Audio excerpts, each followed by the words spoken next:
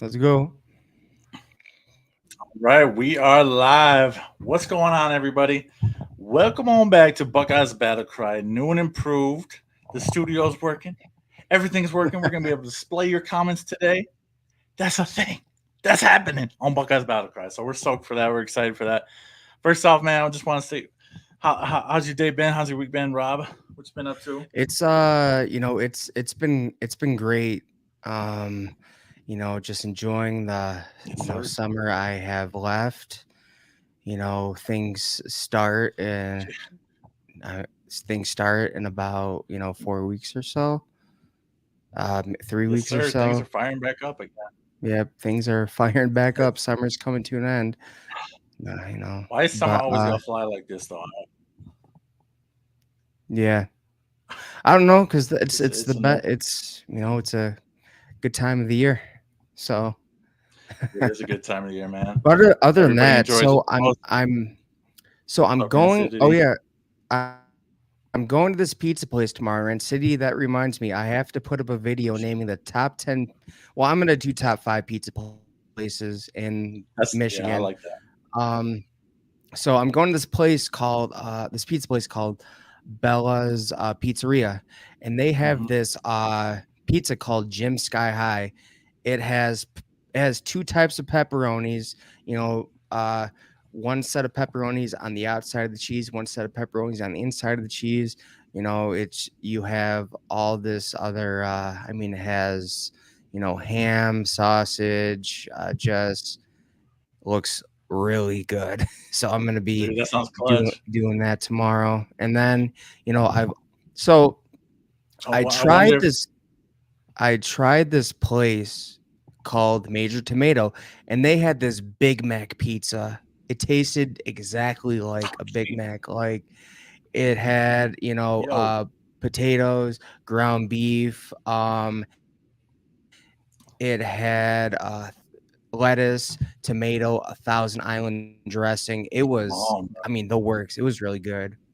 That sounds top notch. How Yeah, would you rate the place we went on Monday together?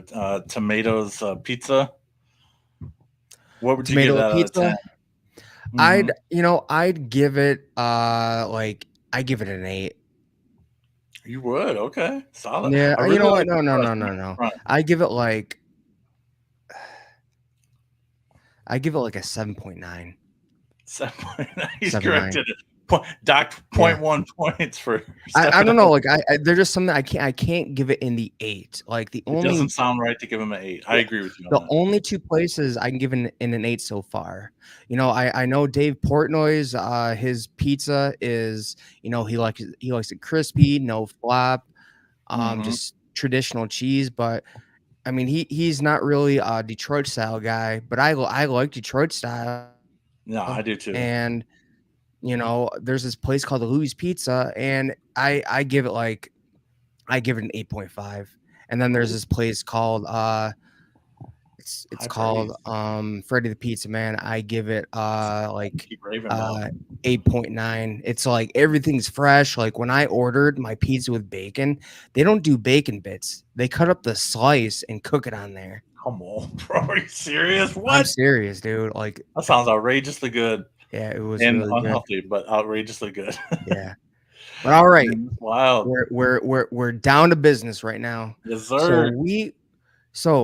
I don't know if you've seen it in the news, but recently it's been suggested that the NCAA is going to drop Michigan with a notice of allegations regarding the sign stealing scandal. Now, if you guys remember, you guys have been paying attention to the channel. I made a video saying that we need to move on, but Yeah. apparently the NCAA doesn't want us to.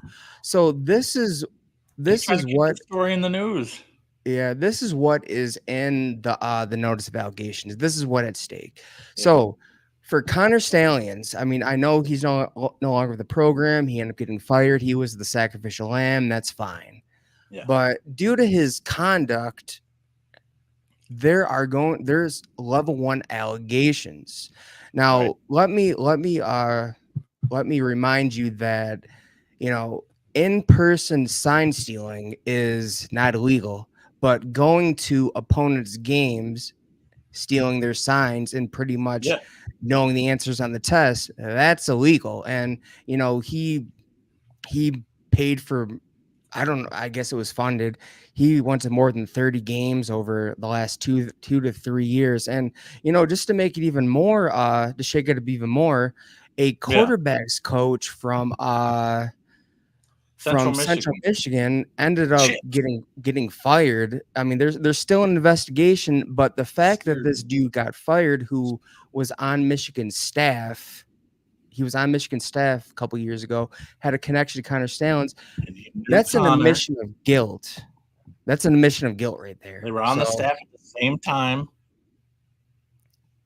yeah, There's something fishy going yeah, on there, man. It's way too early to speculate, but they knew they were on the same staff at Michigan. There's no denying that.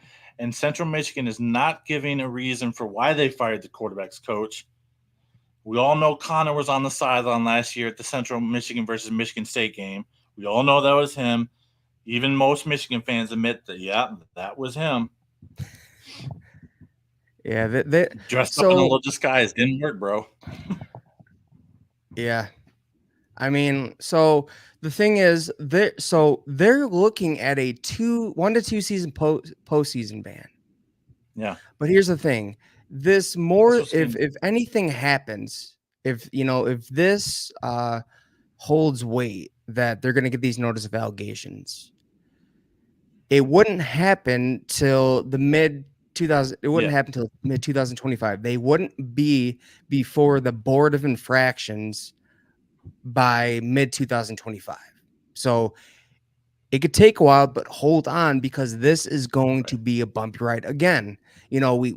I told you the truth. I told you guys that it was time to move on, time to get back to winning on the field. But yes, they still need to win on the field, but this is still here. It's not looking too good for Jim Harbaugh It's as not going well. away, So is it? no, it's not looking too Yeah. good for Jim Harbaugh as well. So so there was actually an article, and it says Michigan football former head coach Jim Harbaugh displayed dishonest conduct. So I mean, he lied about the what Michigan fans love to call Burgergate. I mean, that's fine. You can Yeah. call it Burgergate. Cheeseburger. It's not about the hamburgers though. It's No. not about the hamburgers. It's about the fact that he violated the NCAA rules during a dead period of recruiting during COVID. Right.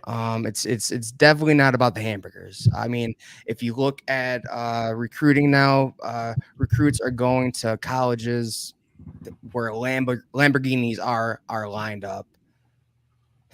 So yeah, but it says he showed dishonest conduct, and the NOA counts 1, 2, 4, and 5 were all deemed by the NCAA to be level 2 violations, a mid-level offense.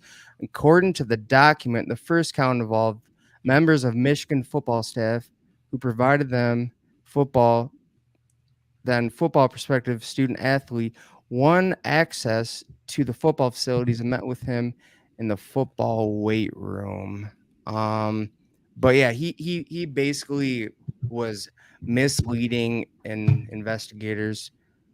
So let's look at Heron's comment. Yeah, So pull that back up. show his comment.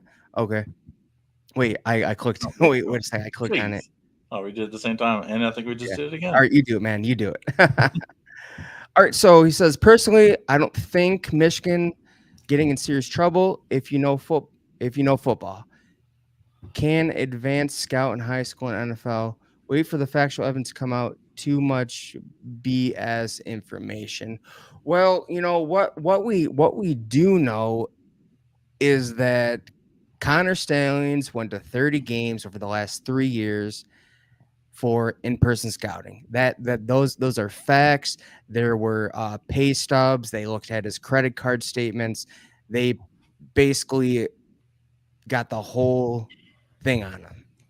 And to top it off, like he was fired. Now we're not saying we're not going to wait till the the actual evidence comes to, we're not saying that, we're not going to wait more for things come fruition, because, we're not going to say that it's a fact that Michigan's going to get a 1 to postseason ban. That was just said. Now, but what we can say is we've seen programs get a lot worse for less. Tennessee literally got caught red-handed under their previous regime for handing out McDonald's bags full of cash and literally got no punishment. North Carolina literally got caught for academic cheating in all of their programs, and specifically football and basketball, and literally nothing ever happened to them. Kind of off topic. So I think they were involved in that FBI sting regarding the you remember the sneakers? Mm-hmm. I think they were involved with that, along with Arizona, especially Arizona. But anyways, go on. I'm sorry. Yeah, no, it's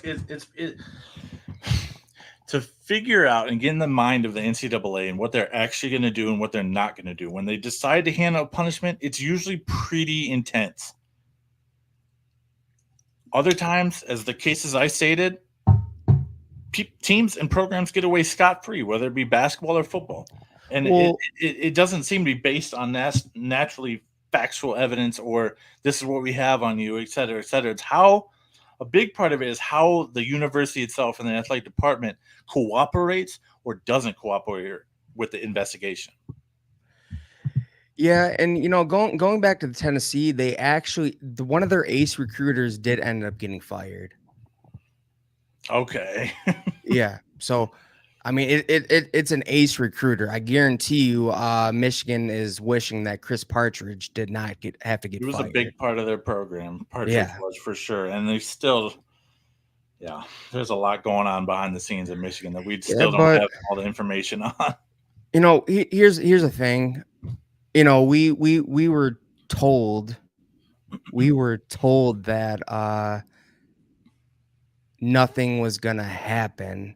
We were told that this is gonna go away, which I just said we had to move on. But we both of us had moved on. We weren't expecting anything to drop. No. And then Monday the news came, and everybody's piling on that news now.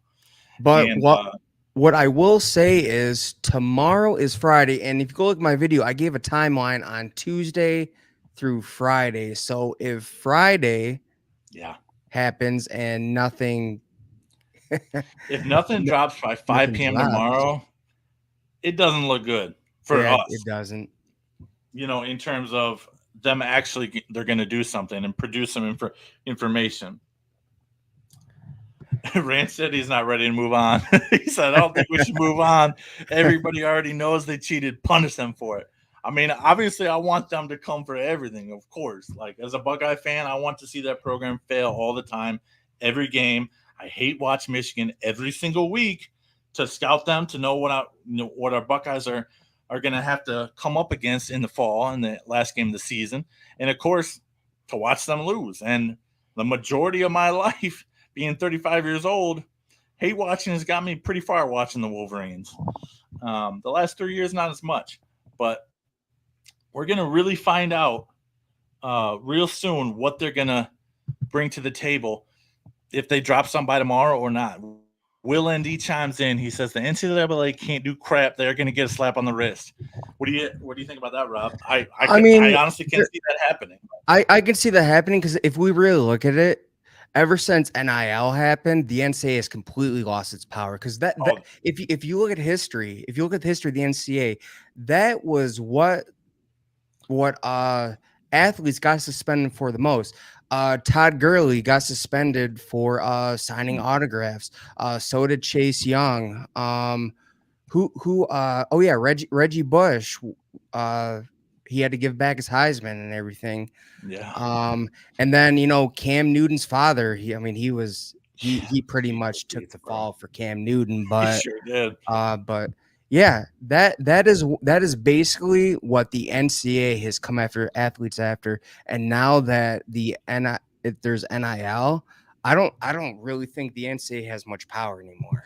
They're So pretty that toothless could organization happen. at this point. I agree with Will ND. There's not a lot that's within their control.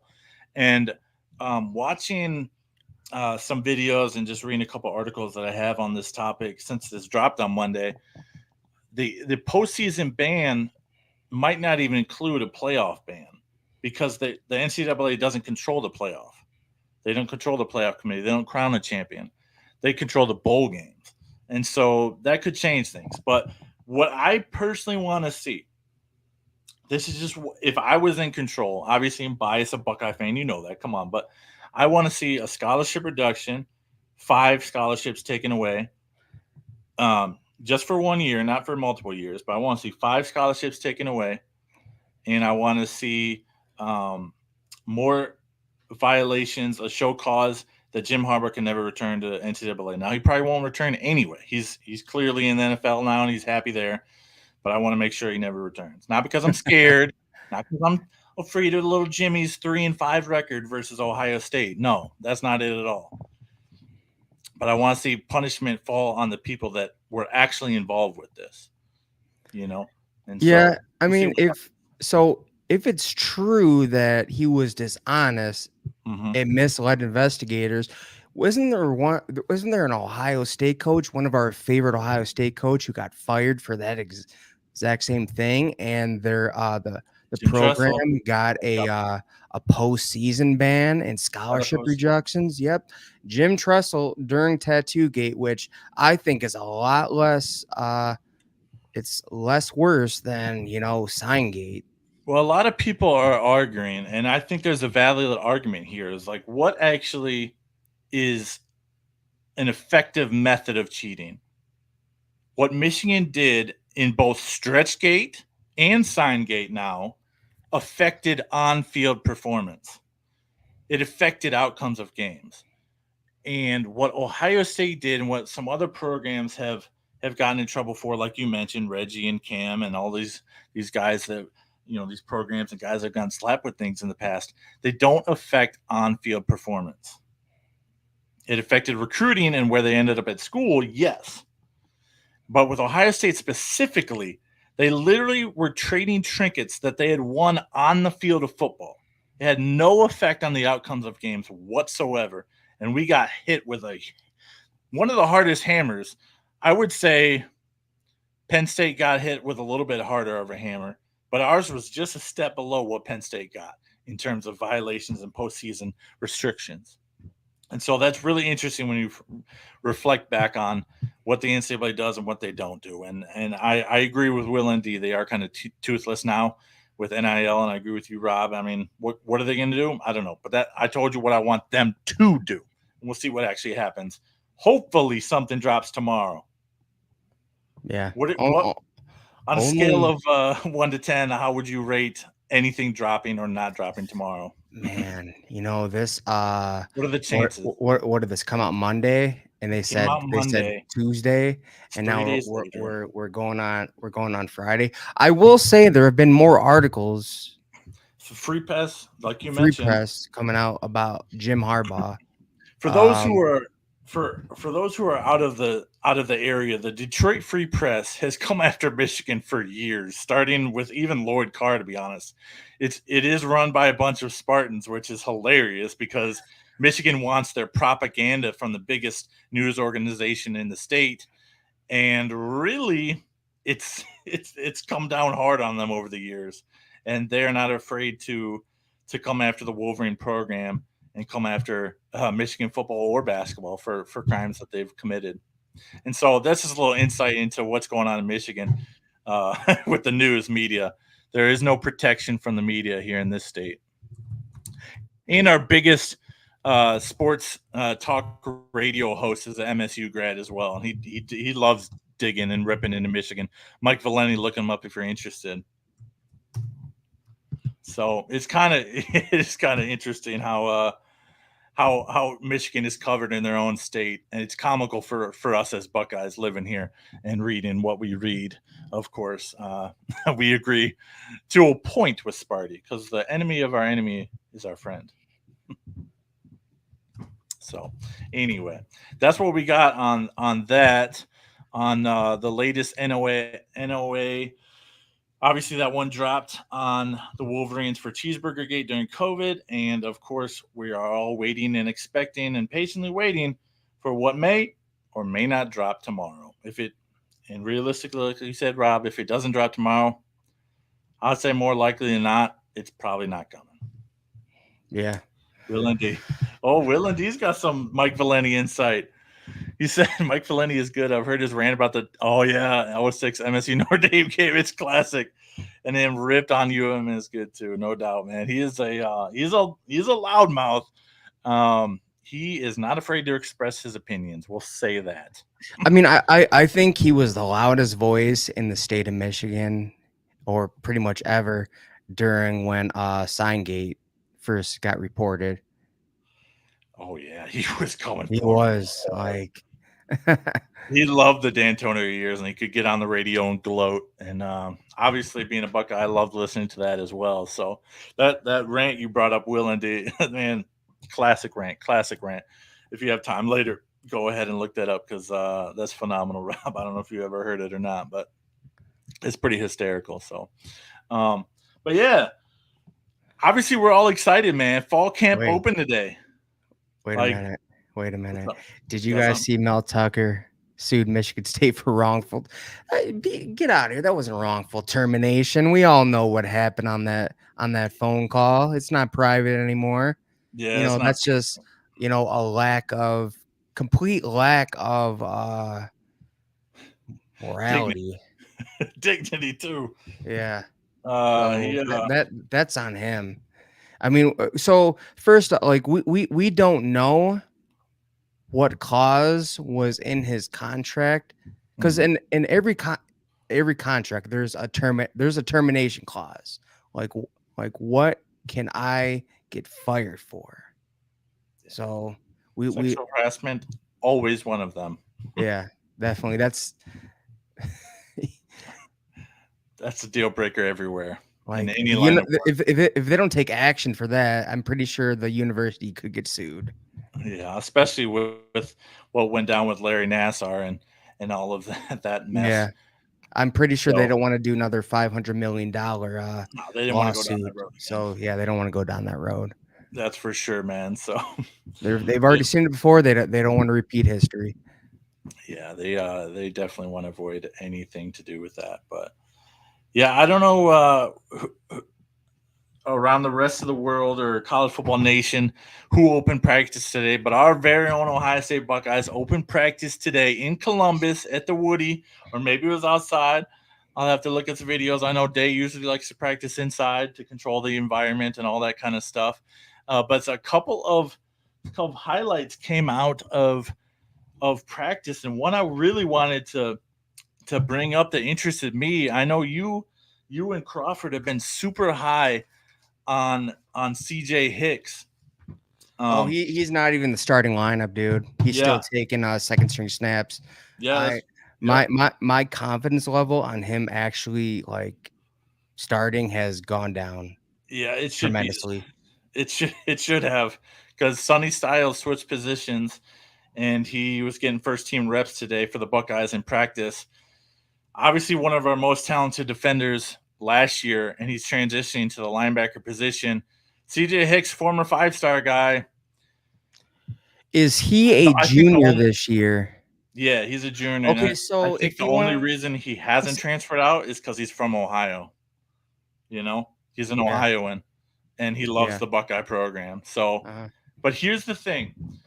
Some people are still trying to compare what Curtis Grant did and what CJ Hicks may do, because Curtis Grant, if you remember, also a 5-star guy at linebacker for us.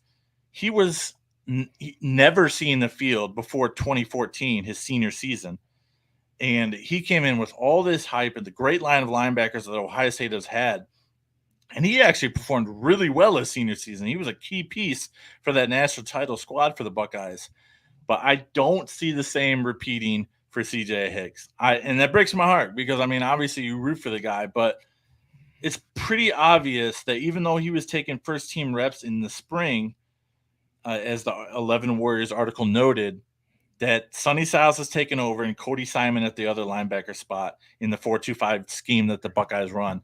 It's just I don't see Hicks ever breaking in that lineup and getting on the field. Yeah, so there's the same front there's the same defensive line. You got JTT, Ty Hamilton, Ty Williams, and Jack Sawyer. Yep. Um, like you said, a linebacker, Sonny Styles and Cody Simon are taking first string reps, Yep. second string reps. I think it's Gabe Powers and and CJ Hicks. Yep. For the secondary, you have starting. How do you say David? I can't say his last name. Igmanoson, Yeah, cornerback. you also have Hancock. You have Burke, Ransom, and Downs. Now, what I will say is that you look at the second stringers. You have Aaron Scott. Jermaine Matthews. I guarantee you, Jermaine Matthews is going to get a lot of playing time. You think so? Yeah. I mean, he's going to be a star. As a true freshman, you think he'll get some playing time? Well, no, Jermaine Matthews is going to be a sophomore. Remember? Oh, so he's entering his sophomore. He actually got some playing time last season. What am I thinking? Hey, man, he sure did. Are y'all scared of here? Let's pull up this comment. Are y'all scared of being able to stop the run against good teams on defense? No, not really. Again, like last season, Ohio State's defense were they like top 5? They're number 2 in yards and points given up. Yeah, in yards and points given up in a run heavy league. Yeah, and definitely in a run heavy league. But what I do want to see from the front seven is I want to see more production from our 2 5-star edges. There seems like there is a lot of promise. They're back for their 4th year. We haven't seen JTT really, break out again. I mean, he broke out during that Penn State game. I mean, that was pretty much, his welcome to college football party. But I haven't really seen much production from him since. But he can't keep living off that game. Yeah, he can't keep living off that game. Has he dropped weight? I don't know. I know that Sawyer has dropped weight. He's dropped 15 pounds. He's down to 260.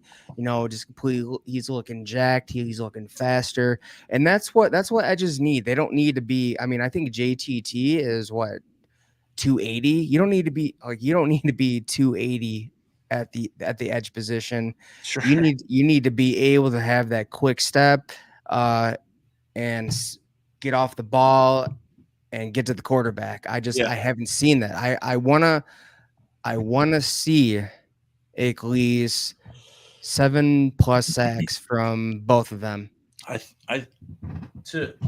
That would be helpful and needed. To address Will Endy's latest comment, Buckeyes have so much talent, but I felt like Michigan, Mizzou, and even Notre Dame had some success running the ball. Michigan, probably the most successful out of the 3. Notre Dame had their huge bowling ball running back, and he got some good runs, especially late in the game. But I felt like we kept Ostame in check for the most part. Obviously, he did have a couple of those runs, like I mentioned, but I never felt like this dude is really, really causing us issues, and we need to stop him. And that Corum touchdown against Styles, that was experience versus inexperience. It was Styles' first year starting. And yeah, I mean, they call him Blake the Great for a reason. I don't like to admit it, but that his jump cut is just insane. And that's basically what happened. I don't think Styles stood a chance. Yeah, he's definitely their best back since Mike Hart. And I don't know. I mean, you raise an interesting point, Will, because Michigan, I wouldn't say had their way, but they did.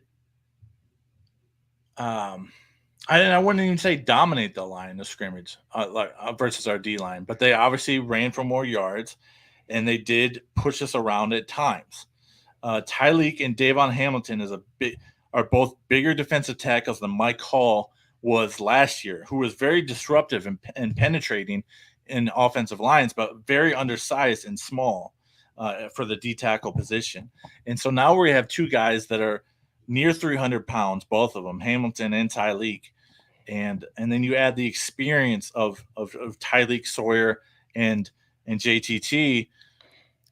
I feel like there's reason to be optimistic about the run game because of all the experienced talent and returning talent that we return, not just on the D line, but on the defense in general. That's exciting to see. And I think Oregon obviously is going to be the first test of that. That'll be a huge telltale sign for us in terms of what we offer versus the run game, because we know what Oregon brings offensively through the air and on the ground, and with the scrambling quarterback. The defensive line is going to have the game of their life. Containing Gabriel isn't necessarily a thing. He will get his on the ground.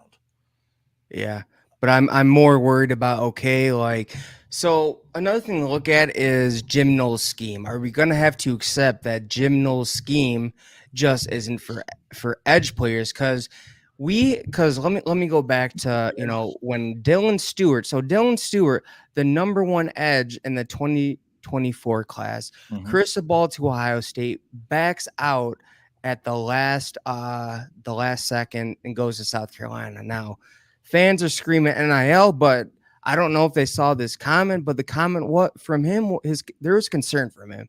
And the concern was Jim Knowles couldn't really describe my role within his defense.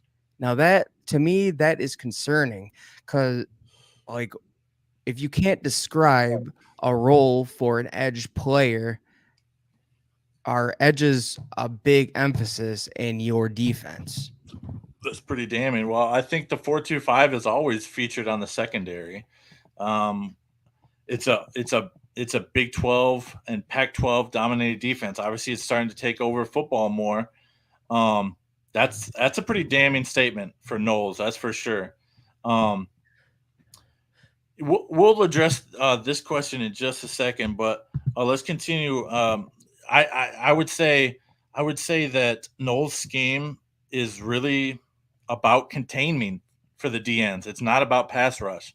He relies on the secondary more so than best in America, than the edges to get pressure and rushes and sacks and production. Because the 4-3 defense is the one, if you want your edges to thrive and eat, like the Bosa's, like Ohio State has run for 3 decades previous to the 4-2-5. But things always change in college football. We know that. And it is frustrating. But at the same time, we did get Edric Houston. So what was the difference between Houston and Stewart? I don't know. Yeah, only he's a 5-star at the end. Yeah, only time will tell. But here's one thing on defense, and I hope you know where I'm going with this. It has to do with the secondary. I hope you know where I'm going with this. Going to talk about our good old friend Lathan Ransom. Yeah. I'm telling you right now. I'm telling you right now. He is going to be the weak link on that defense. Yes, he's improved, but we know what we're getting from him. We do. We've seen what is it? His 5th year. It's his 5th year. I mean, let's get your perspective on this, Peter. I mean, do you feel like we already know what we're getting from him, or would you rather see someone new try to thrive in that role? You and I definitely differ in our perspective of what we value on defense, or at least that's what I've gathered, in the years of our friendship. I definitely value experience over young talent. Now, if we're talking about a sophomore or a junior that is even with an experienced player, I'm starting the younger player.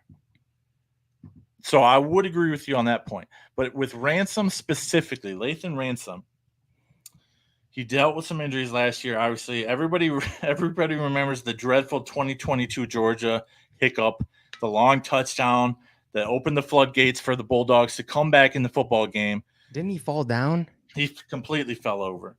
And Sean's, I won't go back that far, but it's one of those things where it's like I feel like Ohio State fans still only remember him for that play because he was hurt and banged up so much last year.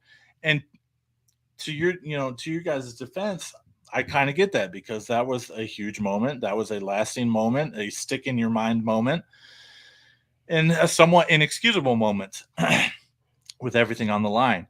But I'm not as harsh on Ransom as you are at this point. I think he is going to perform this year. I truly do. But maybe that's just me being an optimist. Here's why I'm harsh. Yeah. Here's why I'm harsh. He's a part of the Kerry Combs and the Matt Barnes era. We all know how the era went at the end. Sure. It didn't go well. So I want almost everyone. I mean, look what happened when J.K. Johnson left, Cam Johnson left. No more Cam Martinez. You actually get the player. Like, do you see how good that I'm pretty like that secondary was night and day. And they're dreadful in 2021. And you know what, Buckeye fans, if I'm wrong about Latham Ransom, I will apologize. I'll put it like this, and I'll end my stance on it. I don't think anybody else is going to see the field in his position this year, except in blowouts. I really don't. He brings that edge and that talent, and well, not the talent, but the experience and the leadership. I've heard he's a good leader, and I think that's a part of why he stays on the field. Now, there's definitely faults in that argument, flaws in that argument, and flaws in that stance, but that's just kind of where I'm putting my 2 cents. I don't think he'll come off the field for anybody this season. Yeah. All right, we're gonna address this comment real quick. Just wondering, did the Buckeyes try to get Gabriel? Is Howard always the guy? So interesting. Dylan Gabriel actually did a interview, and it was about his the process when he was in the transfer portal. He did say that he was contacted by Ohio State, but deep down he knew that Oregon was the right place, and that's ultimately why he chose them. Yeah, that's true. Yeah, I would tend to agree. We got some insight into that at Big Ten Media Days. That Gabriel, obviously at the Big Ten Media Days, addressed that, and he said, "Yeah, I was contacted by the Bucks and the Ducks." And we all know Phil Knight has completely unhinged his pocket strings. He's getting to the end of his life, unfortunately, and he's only got a few years left, and he wants to see the first ever Oregon national championship. Because let's not forget, the Ducks have never won a national title ever, and he wants to be a part of bringing them to that because he believes in Dan Lanning that much. Yeah. And so he had good reason to go to Oregon. I personally wanted him. I was clamoring from way back in January. I wanted him over Howard, but obviously we got Howard, and he's going to be our number one guy, and I'm excited for what he's going to bring to the table. I think I'm pretty sure that Gabriel got pushed out of Oklahoma for the who is the younger guy? I forgot. Oh, the guy that played the bowl game. Yep. He balled out in the bowl game. I don't remember his name right now off the top of my head. Maybe if anybody in the comment section remembers who's taking over for the Sooners at quarterback, he absolutely balled in the bowl game. Put on a show. I can't imagine though after the season. It's Jackson Arnold. Yep, Jackson Arnold. That dude is I'm ready pretty sure it was one of those like, thanks a lot, Gabriel, but we want to move on with our 5-star. Do you really think so? I mean, there's no other reason. I mean, the bag. He's gone to 4 different schools in his career. Sure, the bag, but like, I'm pretty sure that behind closed doors, there was some like, we want to move forward with Jackson Arnold. He was our future in the first place. His bowl game was the tryout, and he didn't disappoint. I'm not going to push back because I think that could be a realistic option. The only thing I will say though is that he absolutely balled for the Sooners last year. And so that would be, you It's know, kind of like, Will How I'm going to speak the truth. I think Will Howard got pushed out of Kansas State. The that's what a lot of people think. Yeah. what's his name? Martinez? Martinez for KSU. Yeah. Yep, for KSU. I'm pretty sure they're like, this dude's our future. Thanks, you gave us 2 good seasons. We want to move on. I mean, that's the name of the game. I mean, Yeah. let's go all the way back to let's go all the way back to Alabama Sure. when Nick Hurt Saban moved Tua. on from Jalen Hurts at the drop of a hat because he wanted to win, and he knew that. Avery Johnson, Avery that's right. Johnson. That's My the man. bad. Thank you. Not Uh, Martinez. so because he knew, like, okay, I have a young freshman. He could be the future. Let's give him a chance, and it worked out. Same as Clemson moved on from, what was his name, Kelly Bryant. Kelly Bryant to Yeah, Trevor. Kelly Bryant to Trevor, just like that. And I'm pretty sure Clemson also gave DJ Uiagalelei the boot as well. Oh yeah, they definitely did. And now he's on his third program with the Seminoles. They wanted to move on with Yeah. Kate. What's his face? Kate called Klubnik. Yeah, Kate Klubnik. I mean, because he's the future. He didn't disappoint in that in the ACC championship game versus North Carolina. If Clemson keeps and DJ Uyunglele, Yeah. they lose that ACC championship. I fully agree with that. So, Which, speaking of, obviously, Will, you're going to see DJ come to your house in November when the Seminoles come up north to South Bend and take on the Fighting Irish. What are your thoughts on that game? I'd love to hear your insight on that and how confident you are entering. But obviously, we got a long way to go. But here's what I was reading out of first practice, that Will Howard has looked better in terms of accuracy and more of a leader. So yeah, he's stepping up in that locker room. He's really producing in the sense of the leadership role. He's getting the confidence from his wide receivers, and it's going to be interesting to watch Will Howard perform. He won the 2022 Big 12 championship for the Wildcats, but I agree, he did get pushed. I'm sorry, dude, but Deuce Vaughn balled out, dude. He did. Oh yeah, no, they both balled out though. No, it was Vaughn's day for sure, but Howard definitely performed. And I mean, you can't win a championship with just one player, but yeah. No, I agree with your overall point. He did get pushed out the door. Yeah. All right, so we've talked about defense. Let's move on to the offense. So what I want to hear, what I was looking for was the offensive line, but I'm like, it's the first day camp. They're not really wearing pads. We're not going to hear much about the offensive line, though. What's his? Gosh, I think. So who was the center? Before. Who was the center last season? I'm trying to think. It wasn't Carlos Hintzman for most of the season. So Hintzman is looking like he's going to start at right guard. Do you really think so? And McLaughlin's really going to be our center? Or what's his face? Luke Montgomery? Yeah, it's either Montgomery or Hintzman who could possibly start at guard, which makes you think, like, do we really want McLaughlin back at center after what we've seen? I'm pretty sure that he's looking for a new slate, new position. But I mean, we're not going to hear much about the offensive line. Yeah, it's the first day. That's going to be under wraps. I wouldn't imagine the most of fall camp.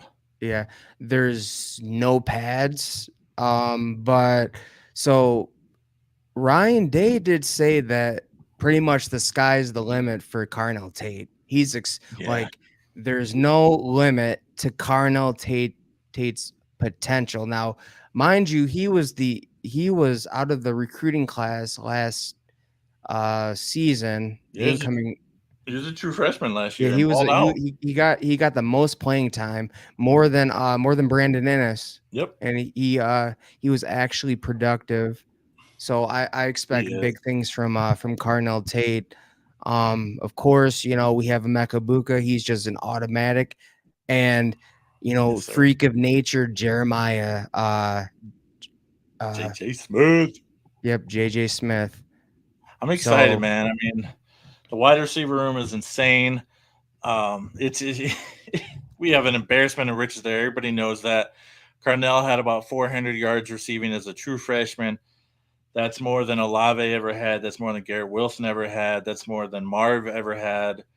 It's impressive, man. Or maybe not Marv, actually. I might be wrong about that. But yeah, dude, it's gonna be fun to see. I mean, even if Will Howard is a slight step above what Kyle offered for us last year in the offense, he has so many weapons to distribute to. If the old line gels and gets it together, gets their freaking act together, this offense is gonna be top 5 in the nation easy.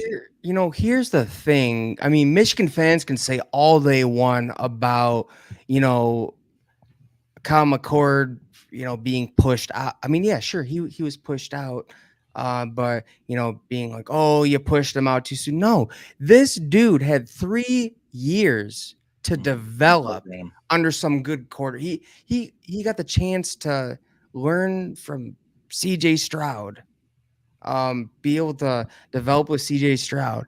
And if this year wasn't the year that he balls out, then when is it gonna be? Uh, There's a but reason he landed at in Syracuse. in terms of like being a leader, because that's what Ryan Day pointed to at camp. Like, our quarterbacks are emerging as leaders on the field. I'm seeing a lot of leadership roles.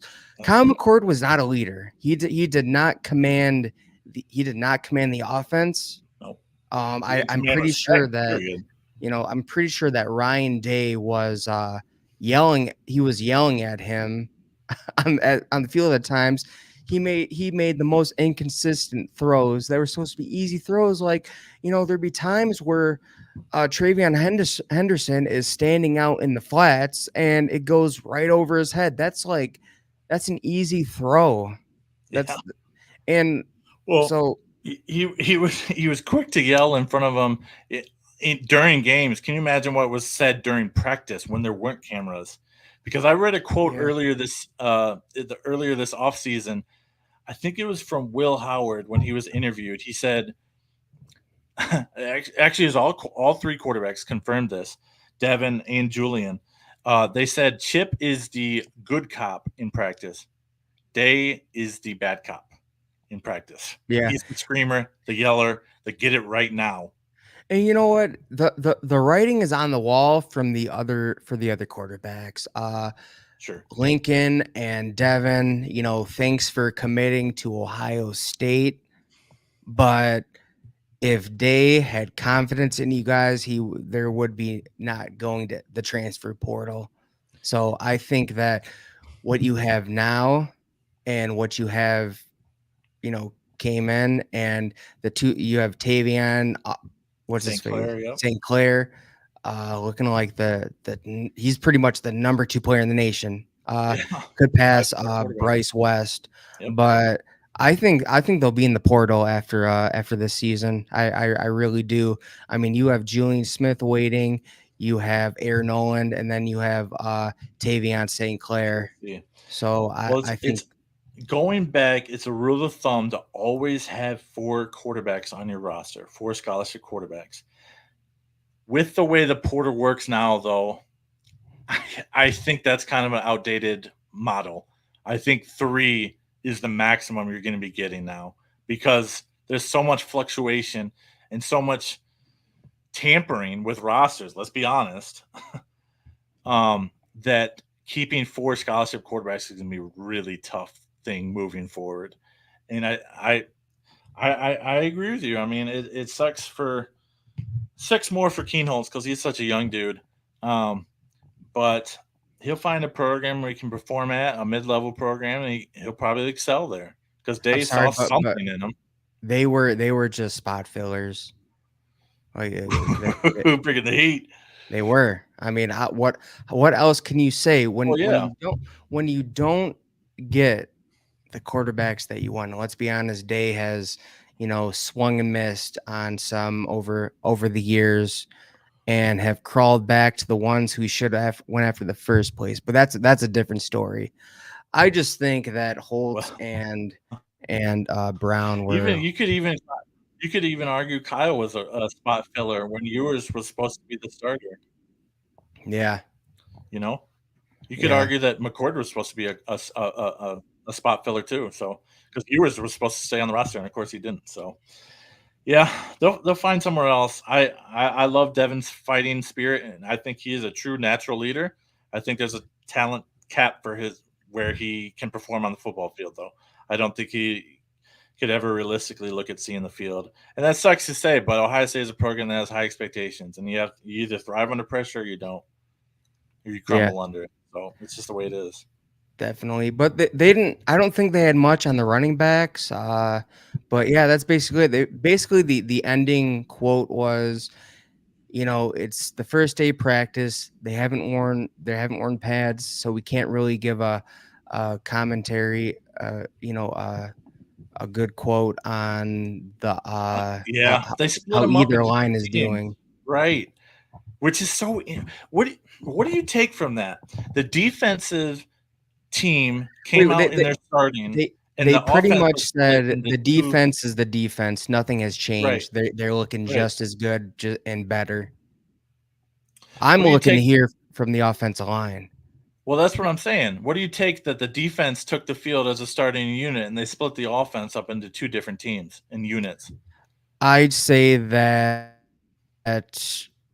the I what we have to look at is the defense pretty much has a good amount of the returning starters. So that's going to be a Mhm. given that, Yeah, yeah, they're for going to sure. have their squad together. And it was a given that Caleb Downs was going to get automatic playing time. There's no Guaranteed. question about it. The defensive line is the same. The secondary is pretty much the same. You have Caleb Downs, linebackers, two new linebackers. Sure. Uh, but if you look at it, Sonny Styles does have starting experience, but at a different position last year. But experience is experience. So in Yeah. game time situations. So It and tells me. it's Go not ahead. your it's not when it's blowout game. So Yeah. There was a quote from Day at Media Days that the first four practices, they're going to give even reps to all five quarterbacks. And then the fifth practice, he narrows it down to two quarterbacks, just like that. And so I think you might see a continuation not only for the quarterback reps to get the reps in, but the obvious is that the offensive line, they're still trying to figure out who to slot where from center to right tackle for the Buckeyes this season. And I think, God, I hope that's resolved by the second week of fall camp. So yeah, now that we're on the topic of the Yeah, offensive line, yeah. let's talk about Justin Fry real quick. And it's about his recruiting. There's specifically one last big piece that could, be the home run in terms of Ohio State securing the number one overall Oh class. baby, big time. David Sanders Jr. David Yeah. Sanders Jr. So right now it's looking like he's going to go to Tennessee. It seems like Ohio State during his official visit rolled out the red carpet. Sanders' dad said that NIL is not a problem. They love the official visit, Mm-hmm. but it seems like who we've been pointing to over the years is the problem, and that For sure. Justin Fry. I mean, now people are starting to speak out. His i- is he actually a good recruiter? I'm going to have to say no. If he misses out on David Sanders Jr., Mm-hmm. he's got to go. Because if we look at why Perry Eliano was fired, it was because of recruiting. Let's be honest. It Yeah. was because of recruiting. Yep. It's true. It is hard to pull players out of the South. He's from Charlotte, of course, but that's no excuse when we have such a need at the position, and we're an elite program as we are, and known for getting offensive linemen drafted in the first round. It shouldn't be that hard to close guys like him, right? Yeah. Now, I'm of the mind that he seems to really love the recruiting process. He loves the drama. He loves putting anxiety into fan bases. And so I'm more with recruiting, I'm a little more even keeled in the sense of like, okay, yeah, now Tennessee's the leader out of nowhere all of a sudden. Okay, maybe. But you know, I I don't have a ton of confidence thinking that David Sanders will come to Columbus, but I'm also not going to just jump and say, his commitment date is August 19th. We'll find out then, but I thought it even was then it won't be 17th. over. It's What gonna wasn't it 17th? it might be the 17th. Yeah, you Yeah, might be it is the right. 17th. Okay, August 17th, David Sanders is committing. Yes, sir. And Oh, Pickle Dill boys, what's up, what's up, man? Nico? Good to see you again, brother. And so we'll see, but I don't think Sanders' recruitment is going to be over until signing day. That fax is in to either Columbus or Knoxville or wherever he ends up going, because I don't think this recruitment is going to end when he verbally commits on the 17th. Yeah. So I'm sorry, but it's I'm gonna be really disappointed. I'm not gonna be surprised Yeah, because I already have him as not coming. yeah, But that's understandable. Appreciate it. why should what I would be more disappointed due to the fact that again, if you go and look at that 2025 class, Yeah, they only have two offensive they only have two offensive line it was commits. thin. It's really thin, and look at the. I mean, we cannot afford thin right now. Sure, it's frustrating because I tend to align with you in the sense that I don't think Sanders will come ultimately, but I'm holding out just a little bit of hope. It's a very thin. It's breaking every day, but we'll Peter, see. he's not coming. He's not coming. No, he's not. We'll find out, man. I feel like he loves the drama more than anything. I feel like it could be another school that comes out of nowhere because Tennessee wasn't even in the conversation a week ago, and now they're the leader. I don't buy it, bro. I don't know, man. I mean, I look at Tennessee being a up and coming contender in Oh, the no question. SEC. I mean, Nico. I mean, what's his face? Nico Amaliva, the quarterback.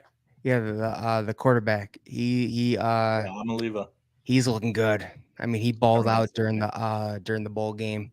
So He did. They are an up and coming program, and they finally ended the streak against Alabama, and that's great for them. It was, I think, a 15-year losing streak to the Crimson Tide, and yeah, they celebrated like it was freaking the new millennium, and I don't blame them for you it. know, like looking at that kind of off topic, but Yeah, we'll get back on it real quick. sure. Looking at that Alabama loss to Tennessee, Yeah, you know that tells you like if you look at all of Nick Saban's losses, there are like a good amount of them have always come down to the last second. yep. I mean, Even Alabama Auburn last year, 40-31. LSU he lost in overtime. One of the best defensive one of the best defensive teams I've seen in a while. Between Alabama and LSU back in 2011, they lost to Auburn at the last second. Yeah. Um, Yep. They came down to the wire, I guess you could say, against Ohio State. They were even in it until the end, had a chance to tie it up. Came down to the last, came down to overtime. Yep. 4th and goal. Came down to overtime. Actually, no, they won that game against Georgia, in the national championship, and losing to Michigan in overtime. So Nick Saban is the GOAT. But anyways, yeah, I don't. Sorry, I don't think that David Sanders Jr. is coming. He's not coming. Okay. Yeah. No, I don't have totally faith in fine. Justin Fry. Yeah, I don't think many in the Ohio State fan base do at this point, and there's no reason to have confidence in his abilities as a recruiter either. So yeah, no, I'm in. Yeah, it's a 5% hope that I'm holding on to. It's not much, but we'll see how it goes. But the last topic we want to get to before we jump off tonight is talking about a little bit about Georgia. Now, Pickle, this is not, I know this is your team. Kirby and the boys on the squad have 24 arrests since 2023. Obviously, 30 arrests. oh, the report I read was wrong. That's insane. I mean, I'd say so. There were back-to-back night arrests that happened in the night. Reckless driving. Sure. So they're taking Insane, man. they're taking things to a whole new level. Oh, that's right. But Well, that's right, Pickle. It's been a while since you've been on. My bad. I forgot. No disrespect, yeah, man. No disrespect. yeah. Forgot you were No, Bama it's faithful. Rancidity's team is It's Georgia. Georgia. Yeah, no, Yeah. I mixed them up. I thought they were both Georgia. I'd forgotten that. My bad. So let's look at there was another program like this, and it was when love what Urban did for Ohio State, brought Yeah, them to a whole new level when sure. brought them, Tress brought them to a level, but Urban Meyer brought them to a whole new level. He did. He did. He elevated national recruiting. But his times are But yeah, let's thank you for what you did for Ohio State, but we can't ignore the fact about what happened at Florida. I don't know if you've seen Swamp Kings on Netflix. They didn't really dive into the chaos that ensued at Florida, but there were a lot of arrests, a lot of nonsense going on in that football program. But and even the more same serious allegations than what's going on in Georgia currently. the same thing is going on in Georgia, and you'd expect Kirby to have a hold in this, seeing that someone didn't someone die. Yeah, two people were killed. Two people were killed the night of the parade they had for the national championship. Reckless driving. What this tells me is that Kirby Smart does not have a hold in this program, and he's putting wins over the well-being of his own players. Now, he did so it was a wide receiver. Yeah, yeah, yeah. The What was his most name? recent It allegations. was Rara.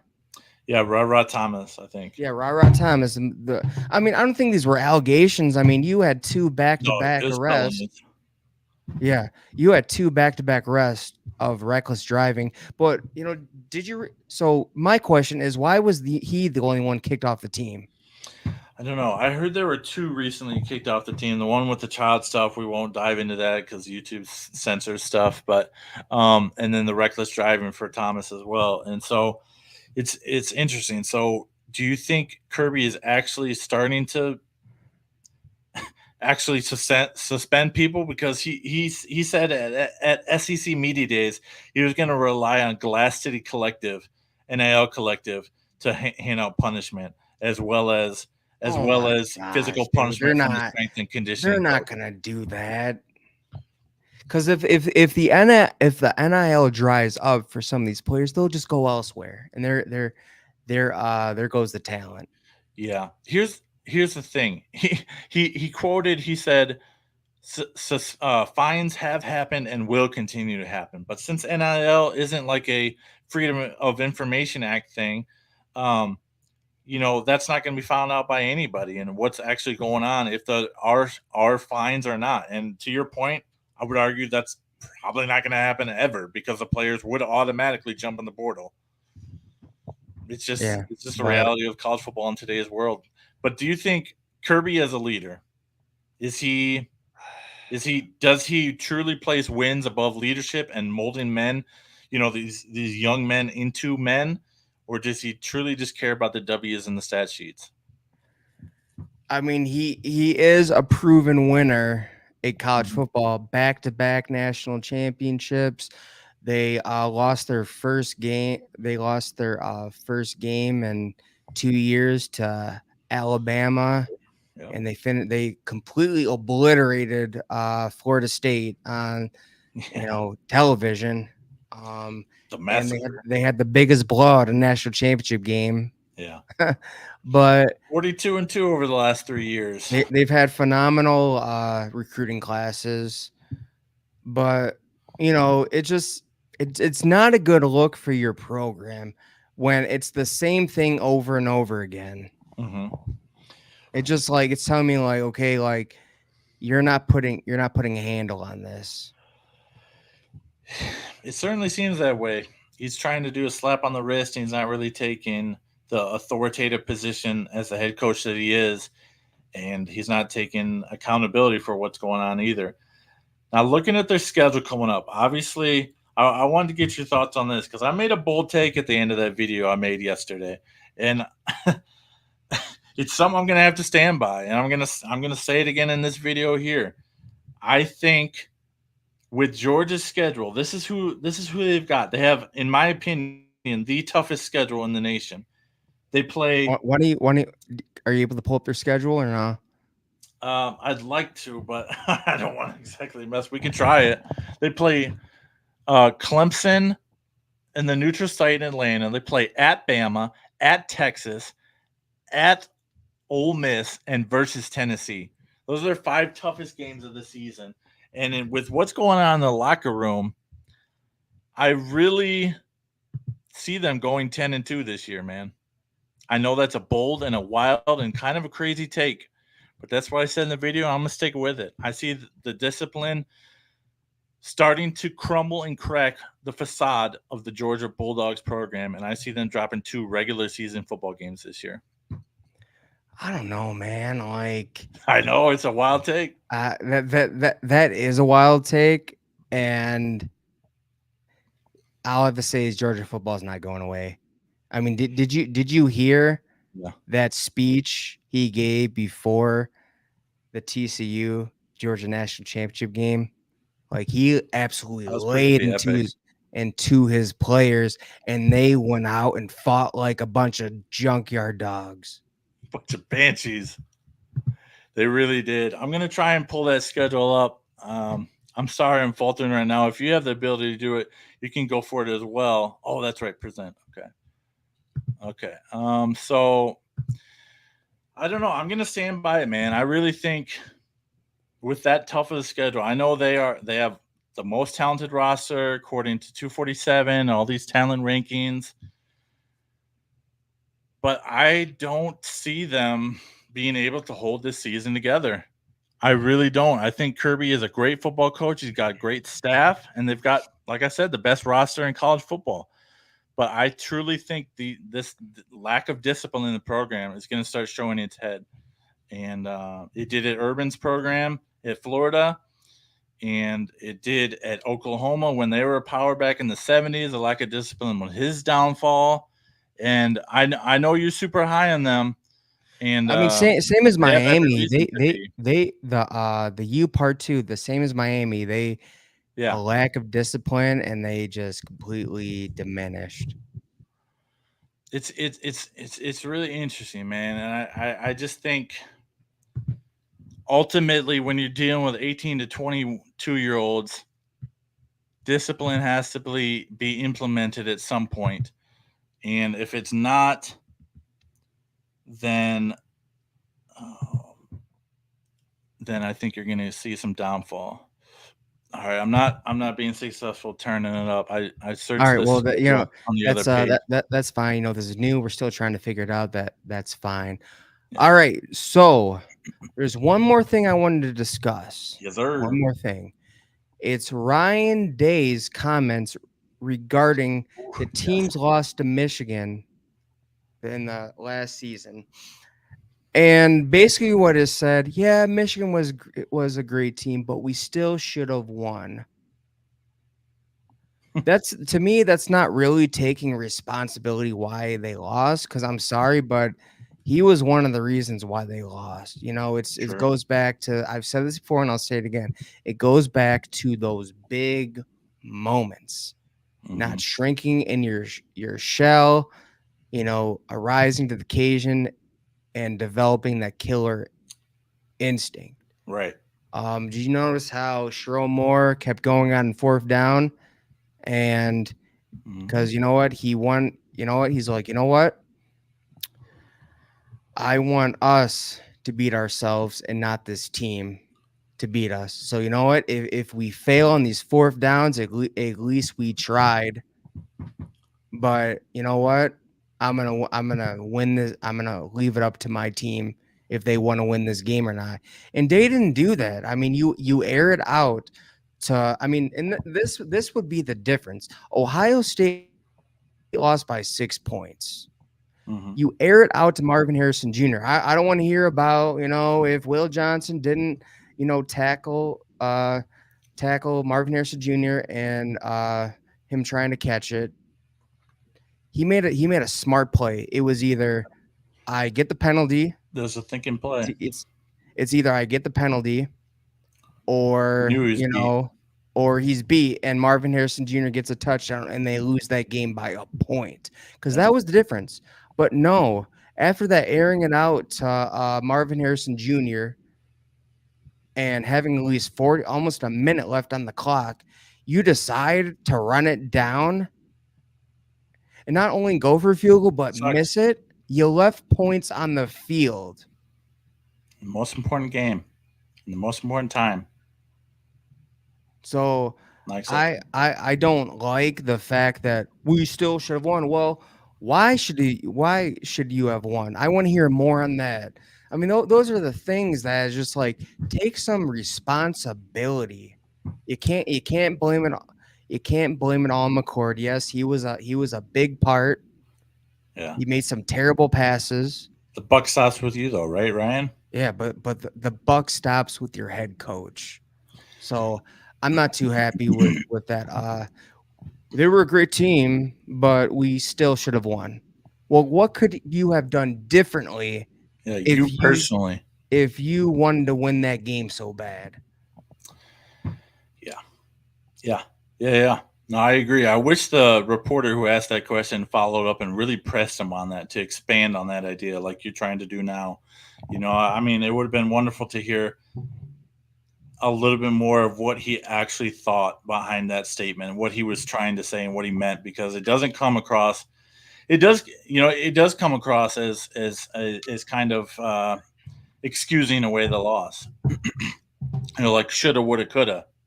You know, Yeah, and so definitely. that doesn't instill confidence. And I feel like, to further up on your point, that moment at the end of the game and the moment at the end of the Georgia game, he does seem to freeze up in those big moments.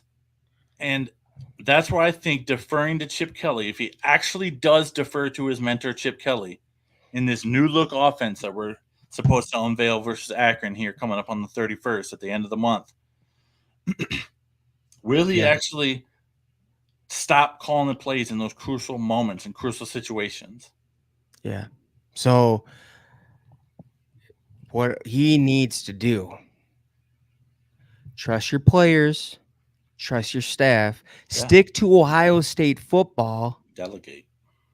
and you know make the hard decisions in the tough games. All right. In You those tough can't you moments. can't be you can't be conservative in the games you really need to win. And that's the frustrating thing, because versus Georgia and most of the time versus Michigan, specifically last year, the majority of the game, he freaking has a game plan that is aggressive and down the field and driving. And and in those moments, it's just like he tenses up and he freezes up. And he can't do that. That's not instilling confidence in your players, like you mentioned. It's just not. It's doing the exact opposite, actually. And it's kind of getting infuriating at this point, 5 years in, almost 6 years into the regime. Do you think he's actually going to delegate to Chip or not, though? Do you think he's actually going to trust his OC this year? I mean that was his mentor. He should. He should. There's no reason not to. He said, I'd give my life There's for Chip Kelly. no reason not to. He said he trusts Chip Kelly with his life. Those were That was the quote. his words. That was the quote. Yep.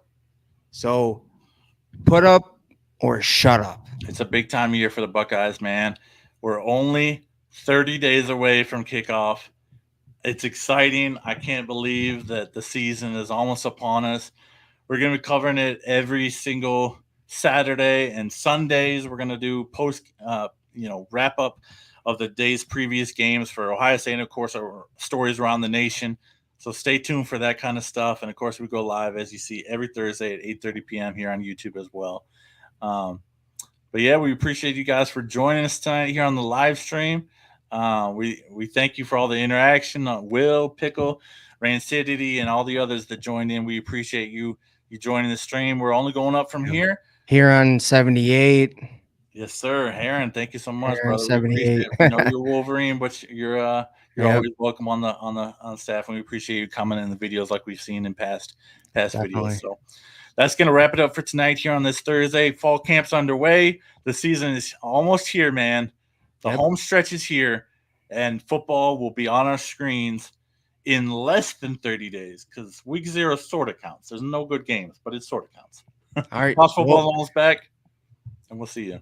Yep. Until next week, 8:30 p.m. Eastern time. See you then. Take care, fellas.